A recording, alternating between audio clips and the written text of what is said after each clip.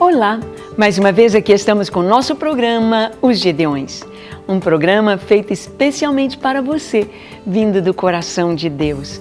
Isto mesmo, para juntos estudarmos a Palavra de Deus, para juntos vermos o que o Senhor nos ensina sobre a oração.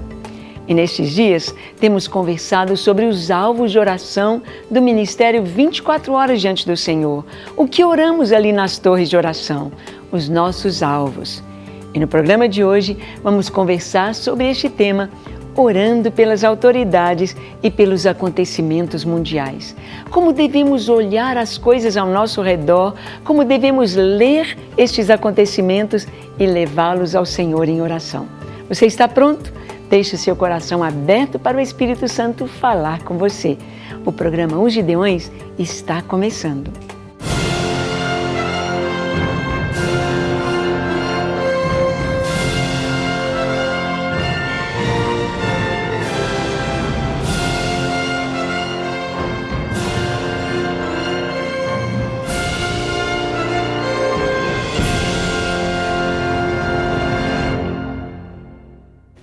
Muito bem, nós sabemos que precisamos orar. Jesus nos ensinou a orar e ali naquela oração maravilhosa, a oração do Pai Nosso, Ele colocou os tópicos. Ele vem dos céus, à terra, Ele passa até mesmo pelas áreas de tentação, sombrias do inimigo, pelo reino do inimigo e termina a oração levando-nos novamente aos céus. Ou seja, Ele nos traz o entendimento de que o nosso Pai Celeste, o nosso Deus, o Deus que criou os céus e a terra, o Deus único e verdadeiro, está nos céus, assentado em seu trono, nada mais há acima do Senhor. De todas as camadas, de todas as esferas, Deus está no lugar mais alto. Ele é o Deus Altíssimo, Ele é o Deus Todo-Poderoso, Ele é o Deus soberano. E Jesus nos ensinou a orar, Pai Nosso, que estás nos céus. Santificado seja o teu nome. Sabemos que o nome de Deus é santo e nós levamos o nome de Deus sobre as nossas vidas. Quando temos Jesus como nosso Senhor e Salvador, nós nos tornamos filhos de Deus, adotados nesta família maravilhosa, a família dos salvos em Cristo. Tendo a certeza de que o nosso nome está registrado, está escrito no livro da vida do Cordeiro. Essa certeza nos acompanha, esta segurança que temos no Senhor. E Jesus ensinou a orar, o pão nosso de cada dia, dá-nos hoje. Ou seja, o Senhor nos ensina a orar pelas nossas necessidades, pelo dia a dia. Sabemos que é o Senhor quem nos supre, sabemos que é o Senhor quem nos fala, sabemos que é o Senhor quem nos orienta todas as coisas. E Ele ensinou a orar dizendo, não nos deixes cair em tentação, mas livra-nos do mal. Livra-nos do mal. Livra-nos, Senhor, de todo perigo, de toda tentação, que nós possamos realmente saber que o Senhor cuida de nós. E nós escrevemos este livro, Aprendendo a Orar com a Bíblia. E aqui neste livro nós temos então todo esse curso, Aprendendo a Orar com a Bíblia, falando sobre a oração, falando sobre o ministério 24 horas diante do Senhor. A metade do livro são orações ou textos bíblicos para nortearem a nossa oração, para serem um roteiro para a nossa intercessão. Porque nós devemos orar de acordo com a palavra de Deus, de acordo com a vontade de Deus. Então está aí esta oportunidade para você e você pode pedi-lo através do nosso site, que aparece aí na tela. Bem, o Senhor nos ensinou a orar e o Espírito Santo nos ensina a orar e ora em nós, através de nós e conosco, porque somos cooperadores de Deus, somos filhos de Deus, estamos envolvidos por este reino tão maravilhoso, cobertos por estas águas tão maravilhosas, as águas do Espírito, a fonte do Senhor. Jesus nos ensinou a orar e trouxe ao nosso coração, à nossa geração, o levantar esse ministério 24 horas diante do Senhor.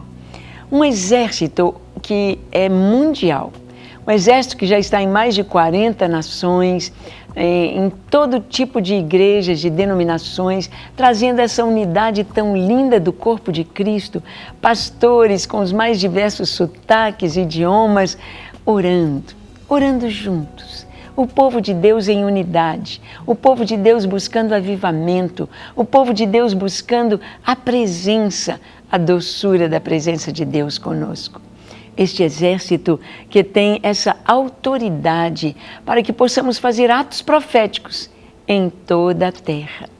Sim, é isto mesmo. Quando somos um exército, nós podemos ir, entrar nas nações, nós podemos ir e saquear o inferno, arrancar as almas perdidas ali através da nossa intercessão, orar pelos muçulmanos, orar pelos hinduístas, orar pelos que estão nas trevas, orar por aqueles que estão buscando a luz. E nós podemos, através da nossa oração, levá-los a este caminho que é estreito, mas o caminho que é perfeito. O caminho que é Jesus, o caminho que leva ao Pai, o caminho que leva à salvação, o caminho que nos conduz às mansões celestiais, à cidade celestial. Bem, e dentro dos tópicos de oração dos Gideões, além de orarmos pela preparação da igreja para a volta de Jesus, além de orarmos pela evangelização mundial, além de orarmos uns pelos outros, pelos Gideões, suas famílias, além de orarmos para que o Senhor venha e traga unidade e avivamento para a sua igreja, nós oramos também pelas autoridades. O apóstolo Paulo nos orienta a orar pelas autoridades. Muitas vezes as pessoas se reúnem para falar mal do governo, do presidente, do Senado, dos políticos. Sabemos dos erros, sabemos das falhas, sabemos dos pecados, mas nós não somos autorizados a tomar pedras nas nossas mãos e atirar. Nós somos autorizados a interceder. Amar, interceder. Você já pensou que maravilha seria o Brasil se nossos políticos todos fossem realmente convertidos, fossem cristãos com C maiúsculo? Convém que ele cresça, Cristo, e que eu diminua. Se vivessem a palavra de Deus, não haveria furtos, não haveria corrupção, não haveria as trevas, o inimigo dominando sobre tantas coisas e tentando trazer leis fora dos princípios da palavra de Deus. Teríamos uma nação santa, abençoada, maravilhosa, bem administrada. Nós veríamos progresso, nós veríamos ordem, nós veríamos a bênção de Deus, porque a Escritura nos diz: feliz a nação cujo Deus é o Senhor. E as Escrituras nos falam a respeito disto, de orarmos pelas autoridades. Vamos ver o que está escrito em 1 Timóteo, capítulo 2, versículo 1 ao 4. Depois leremos também o 8. Diz assim: antes de tudo, pois, exorto que se use a prática de súplicas, orações, intercessões, ações de graça em favor de todos os homens, em favor dos reis e de todos os que se acham investidos de autoridade, para que vivamos vida tranquila e mansa, com toda piedade e respeito. Isto é bom e aceitável diante de Deus, nosso Salvador, o qual deseja que todos os homens sejam salvos e cheguem ao pleno conhecimento da verdade. Que coisa linda! A palavra de Deus está nos dizendo que Paulo está orientando, antes de tudo, exorto. Eu falo com cada um de vocês, Paulo nos diz, que se use a prática da intercessão por todos aqueles que estão investidos de autoridade, porque as leis virão de cima para baixo. Cá embaixo precisamos cumprir as leis que foram feitas, que foram elaboradas pelas pessoas que estão representando o povo. como é necessário, como é importante que tenhamos as pessoas certas, nos lugares certos no nosso governo. Como é importante que possamos ter realmente leis dentro dos princípios da palavra de Deus. E Paulo está dizendo aqui, antes de tudo, exorto que se usem a prática da intercessão pelos que estão revestidos de autoridade. E o que vamos pedir? O que você vai pedir pela nossa presidente?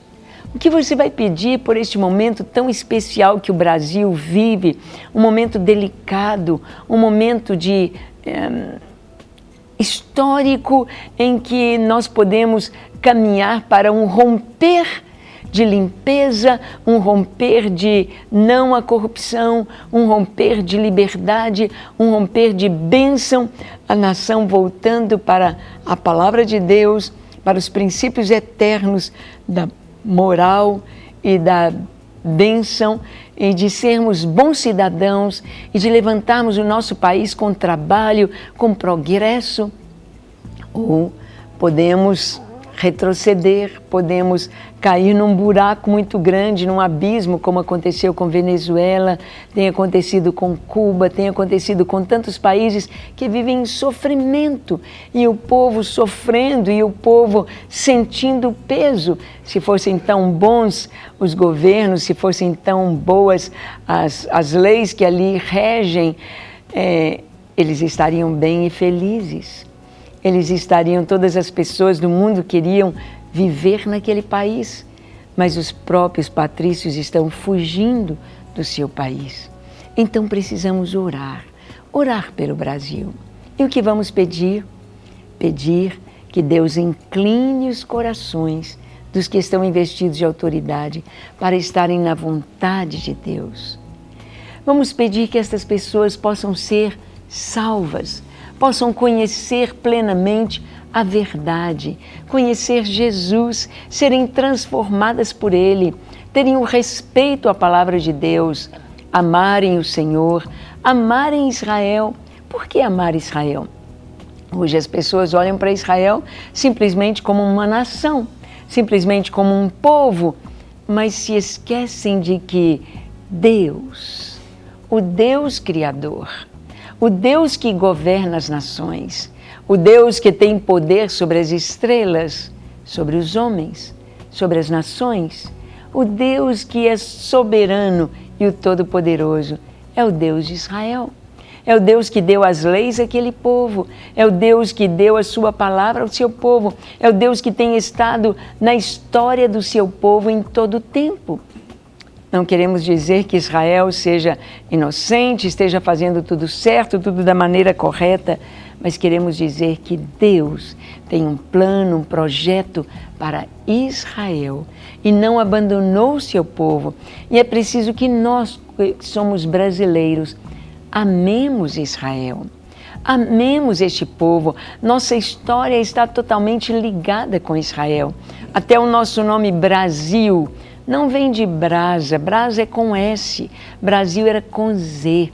Todas as nações que escrevem para o Brasil, escrevem Brasil com Z, porque a raiz do nosso nome não veio de brasa, não é por causa do pau-brasil, cor de brasa, mas Brasil vem de Barzilai, um judeu que estava aqui, como muitos outros judeus que vieram entre os primeiros colonos e trouxeram pontos básicos na nossa colonização, na educação dos brasileiros, que são costumes judaicos, como pedir a bênção aos pais. Bênção, pai, a bênção, mãe.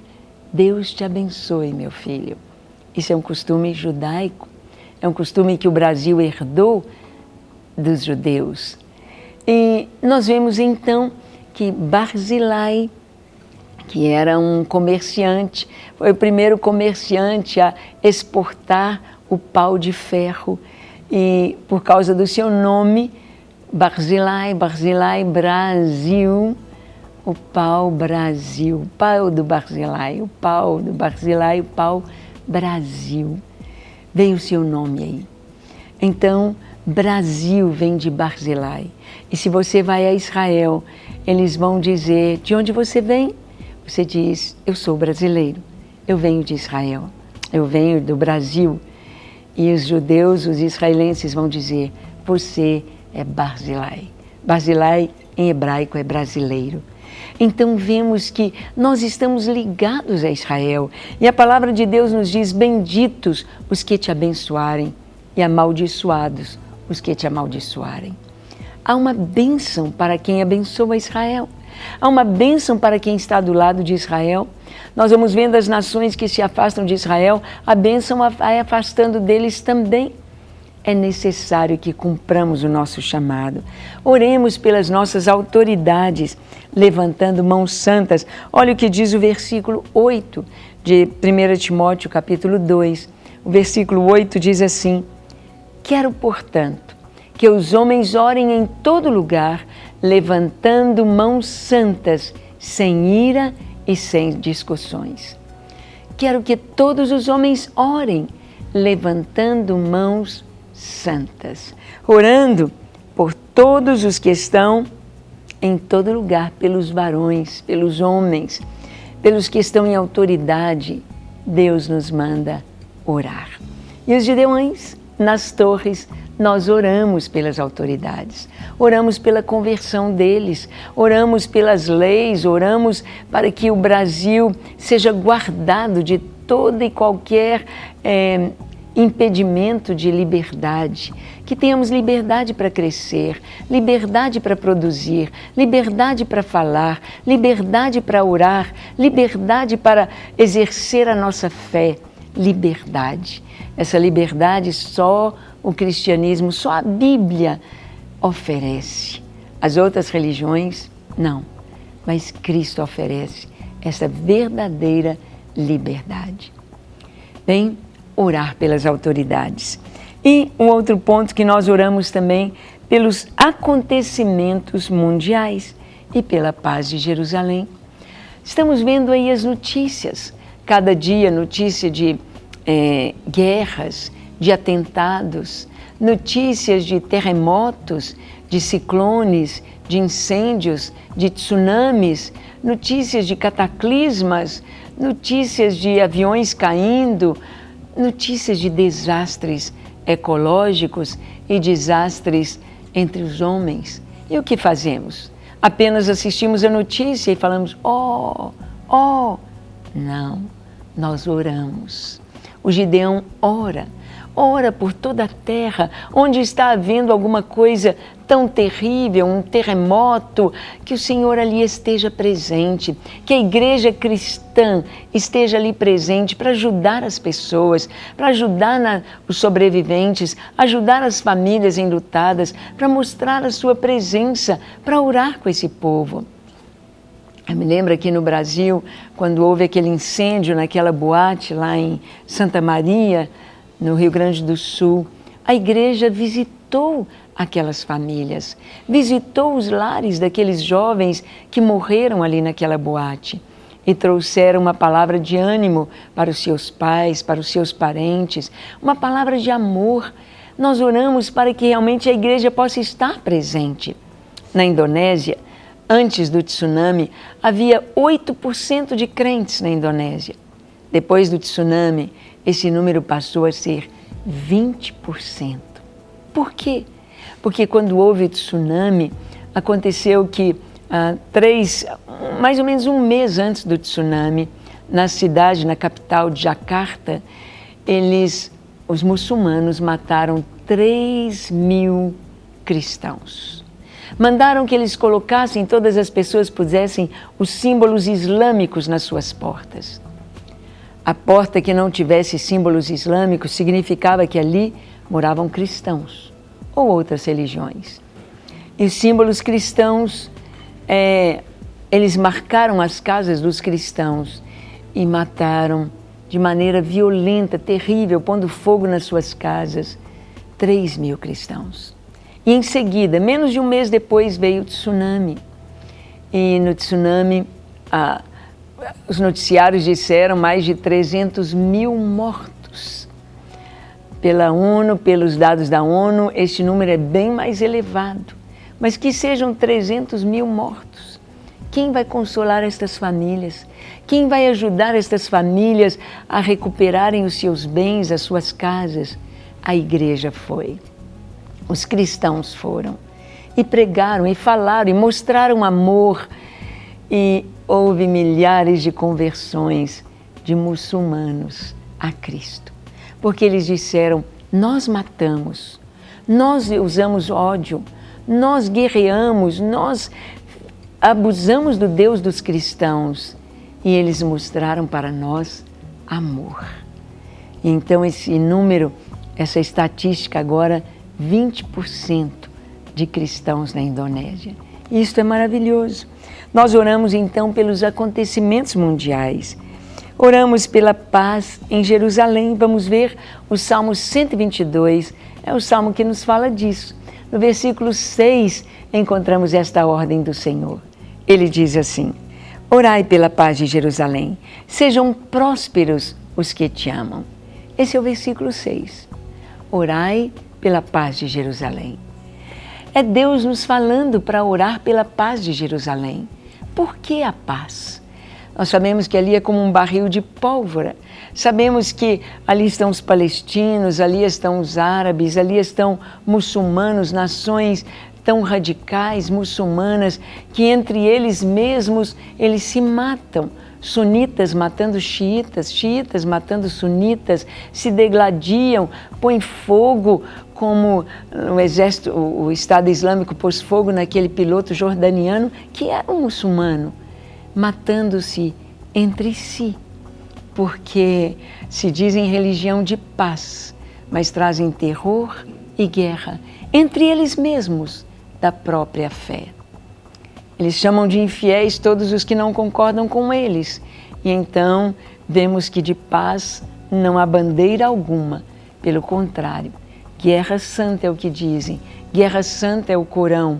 Mas ali nós vemos que Israel, tão pequenininho, está ali no meio de tantos que o odeiam. E é a oração do povo de Deus que mantém Jerusalém de pé. Porque ali deve ser levantado o templo, ali as profecias bíblicas hão de se cumprir, é ali que Jesus voltará, ele virá em Jerusalém e haverá a salvação de todo o povo de Israel, do remanescente de Israel, será salvo na vinda do Senhor Jesus. Então ele diz, orai pela paz de Jerusalém, sejam prósperos os que te amam. Ele diz, reine a paz dentro dos teus muros e a prosperidade nos seus palácios. Temos de orar para que haja paz nos muros de Jerusalém, prosperidade nos seus palácios, para que haja a bênção do Senhor como resposta de oração. E lá no Muro das Lamentações, o Muro Oriental, dia e noite ali estão judeus e cristãos orando. Orando a palavra, orando para que Deus cumpra o que Ele prometeu. O último versículo do Salmo 122 diz assim, por amor dos meus irmãos e amigos, eu peço, haja paz em ti. Por amor da casa do Senhor, nosso Deus, buscarei o teu bem. Haja paz em Jerusalém. Paz, paz. A palavra de Deus nos fala para orarmos. Nós sabemos que esse ódio todo a Jerusalém, esse ódio a Israel, um ódio gratuito,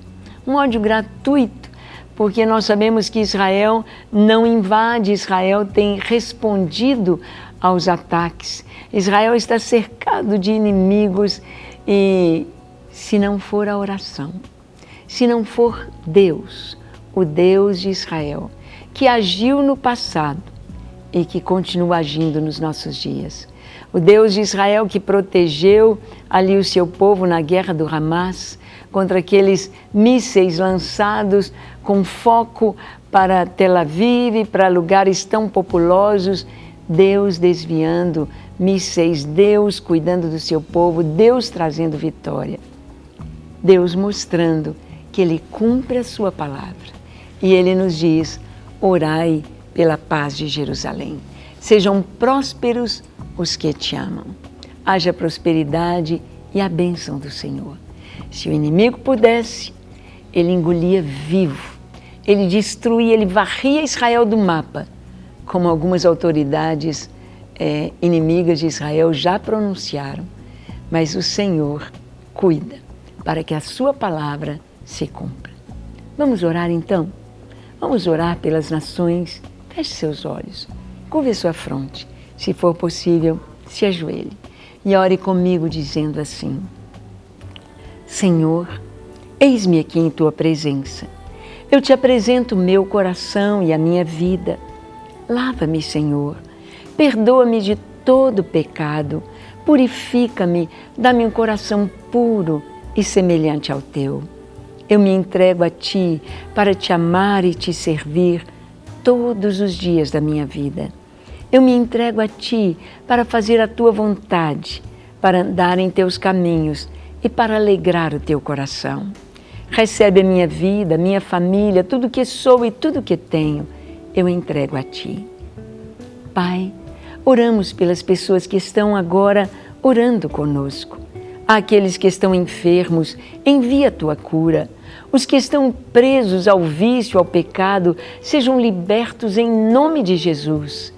Aqueles que estão precisando de uma ajuda financeira, vivendo momentos caóticos, estabelece a Tua presença, o Teu milagre na vida de cada um. De maneira sobrenatural, recebam a Tua bênção e a Tua paz. Nós oramos em nome de Jesus. Amém, amém e amém. Para receber todas as novidades do canal, inscreva-se e se curtir o vídeo, clique em gostei. Aproveite para acompanhar a Rede Super nas redes sociais.